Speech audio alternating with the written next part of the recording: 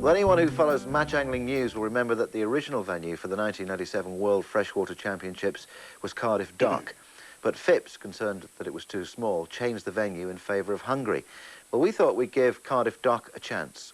We sent one of Wales's finest, Clive Branson, to find out how the dock would fish. I'm just on the outskirts of Cardiff, adjacent to East Dock, which was the proposed venue for this year's World Championships. Now, I've been reliably informed that this little cut-off from East Dock is full of small roach. Now, I'm going to show you a method that isn't often shown on tight lines. It's a whip with a waggler.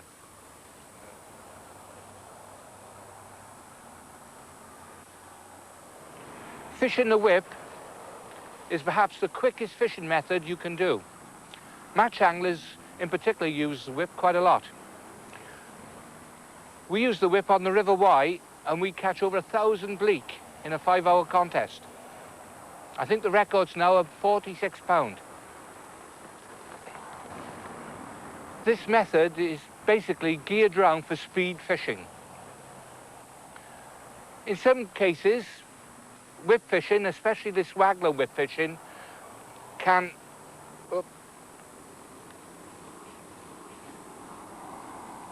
be very efficient because of the nature of the line being sunk. It presents a perfect bait.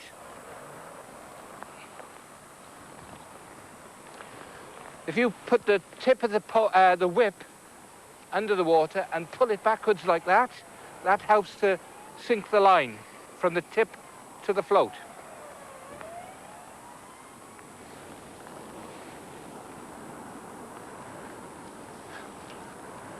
I've noticed by loose feeding, these fish are responding. But bear in mind, if you do loose feed, then there's likelihood of the fish coming up in the water. So you must look for the bites. Instead of the float sinking, you'll find that the float will pop up in the water. You've got to be in tune with the fish, so to speak. I hold regular sports therapy with my fishing team, and I get them to visualize them catching the fish. And it helps because of the subconscious mind. Like any sportsman, they visualize them before it, say for example, a hurdler or a high jumper will visualize him jumping over the fence. Well, in my sports therapy, I get anglers to visualize them catching the big fish. This helps with their technique. A lot of mistakes that beginners usually get when they fish this method is usually not keeping the bait and the float going into the same spot. The secret is to keep it in the same area, even though it's difficult with this wind today.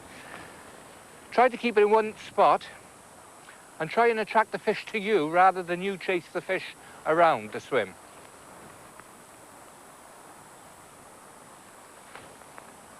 It's better to underfeed than overfeed.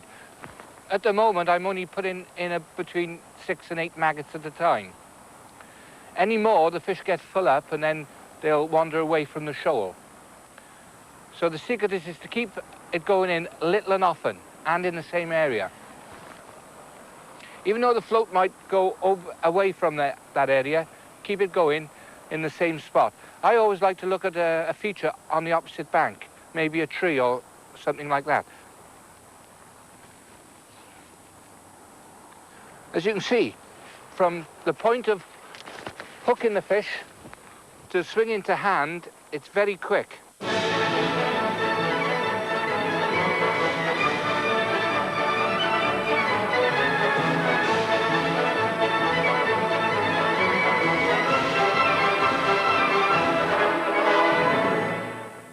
As you can see, whip fishing is great fun and it's fast and furious, and I thoroughly recommend you try it.